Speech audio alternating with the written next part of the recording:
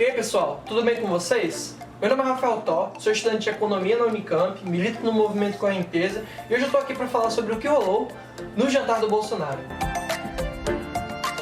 Então, para iniciar, a gente tem que lembrar o que vem acontecendo no Brasil por conta do coronavírus, né? Que no mês passado, inclusive, foi o país que se tornou o epicentro da pandemia, tendo a maior quantidade de casos e de mortes na média móvel, né? Inclusive batendo a terrível quantia de mais de 4.000 pessoas mortas em um só dia.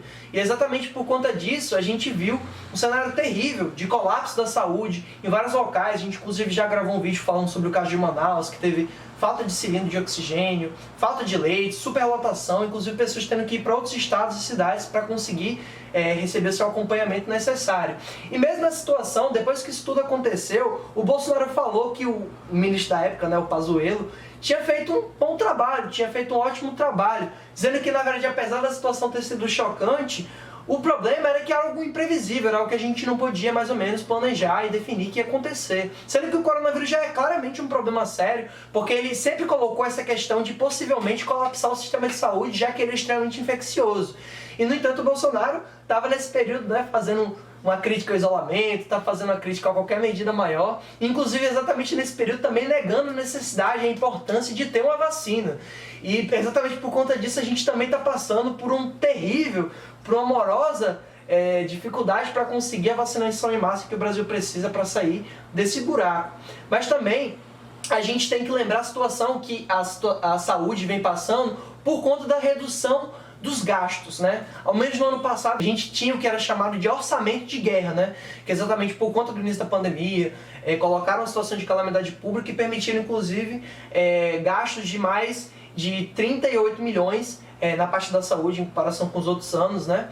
E agora a gente não vai ter mais isso, atualmente, aparentemente, estamos numa situação normal e por conta disso vai valer a pena, vai valer de volta a regra de ouro, né? O teto de gastos que foi colocado já desde 2017 e vem reduzindo sistematicamente o dinheiro disponível para a saúde, para a educação e outras áreas essenciais.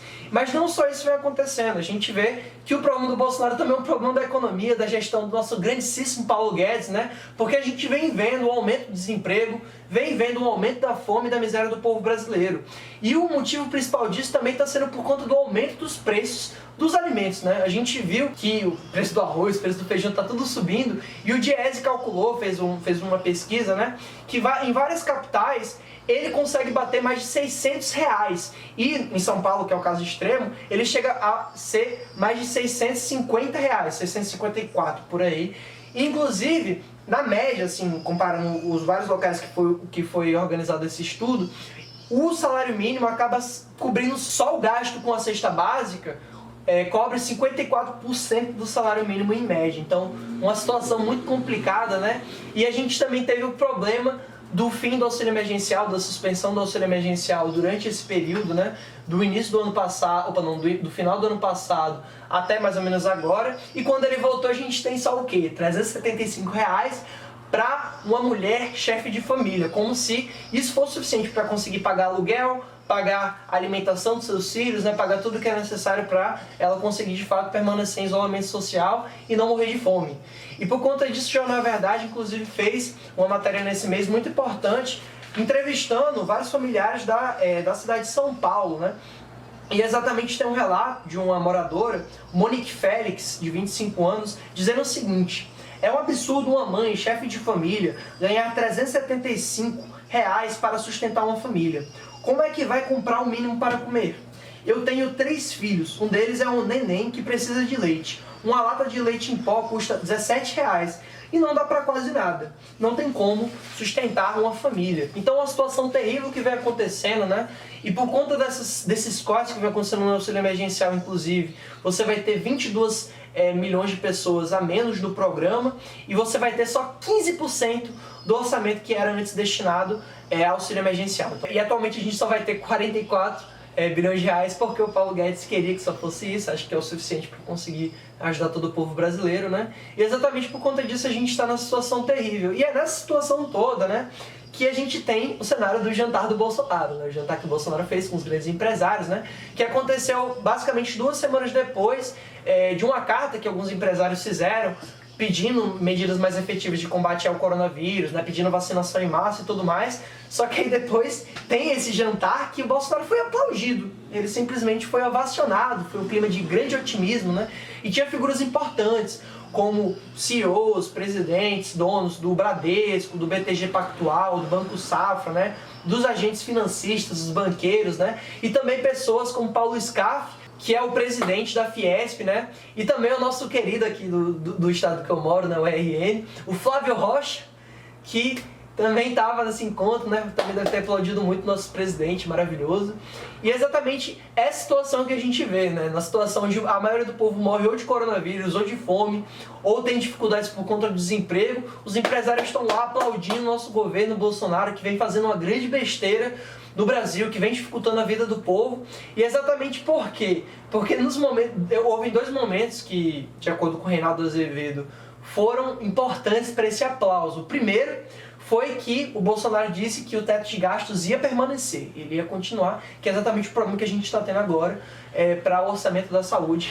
Mas de acordo com os empresários isso é mais necessário que qualquer coisa.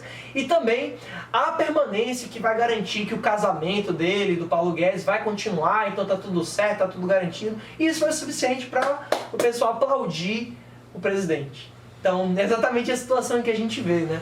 E além disso, a gente vê que o próprio Paulo Guedes também não está nem aí para algumas das empresas, né? Que deveria estar, né? Porque se ele se diz um grande economista, liberal e tudo mais, ele deveria tentar se preocupar, por exemplo, com as pequenas e microempresas que geram concorrência ou coisas do gênero.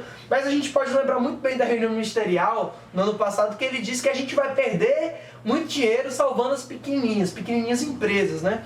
E exatamente por conta disso a gente está tendo uma transformação nas linhas de crédito necessárias para que elas não quebrem. É o Pronamp, que é para o pequeno produtor agrícola, para o médio produtor agrícola, foi suspendido, né, há pouco tempo atrás, e também as várias linhas de crédito que existiam no ano passado agora vão ser unificadas em só uma, que é o Pronamp, que vai receber agora mais 5 bilhões de reais. Mas exatamente a situação que vem acontecendo, né? Essas pequenas empresas vão quebrar, e o que interessa mesmo para o senhor Paulo Guedes eram as empresas que estavam nesse jantar, né? As empresas mais ricas, as empresas mais imponentes do Brasil, e não interessa todo o resto.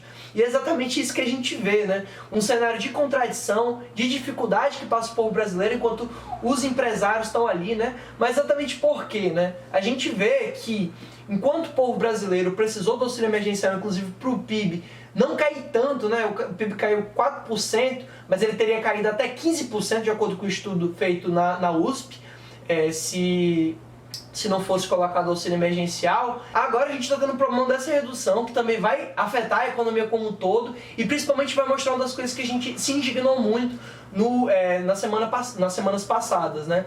Que foi o fato que estava tendo um aumento do número de pessoas que não têm certeza do que vai comer, que não vai ter uma comida necessária, suficiente em quantidade e qualidade, né? Mais da metade dos brasileiros está passando por uma situação complicada, trágica, ao mesmo tempo que a gente viu um aumento do número de milionários, de bilionários, um aumento do número de bilionários do Brasil. Então, coisa boa, né? Na verdade, inclusive vários deles, na verdade, são da família Safra, né? Que estava nessa reunião, né? A galera do Banco Safra. E exatamente isso vai acontecer, né? Por conta disso tudo, a gente tem que ser muito claro, pessoal. O governo Bolsonaro está fazendo tudo isso que ele está fazendo para os empresários mais ricos, enquanto a situação está muito ruim, está muito complicada para a maioria do povo trabalhador, para a maioria dos brasileiros. O que interessa mesmo para esse governo é que essas empresas lucrem mais, que elas consigam ficar cada vez mais ricas, e por conta disso que os empresários batem palma.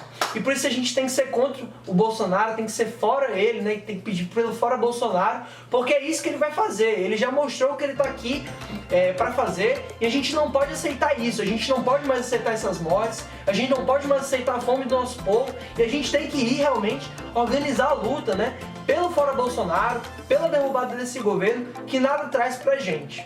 E é isso. Muito obrigado.